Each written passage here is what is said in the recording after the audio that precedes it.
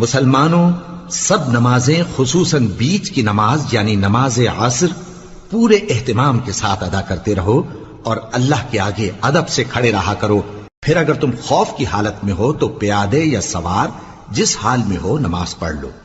پھر جب امن و اطمینان ہو جائے تو جس طریق سے اللہ نے تم کو سکھایا ہے جو تم پہلے نہیں جانتے تھے اللہ کو یاد کرو.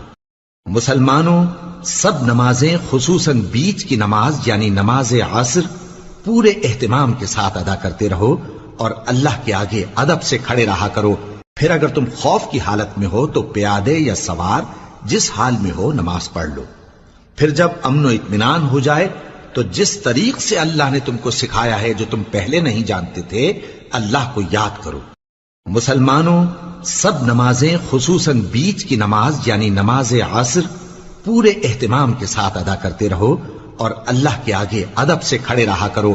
پھر اگر تم خوف کی حالت میں ہو تو پیادے یا سوار جس حال میں ہو نماز پڑھ لو.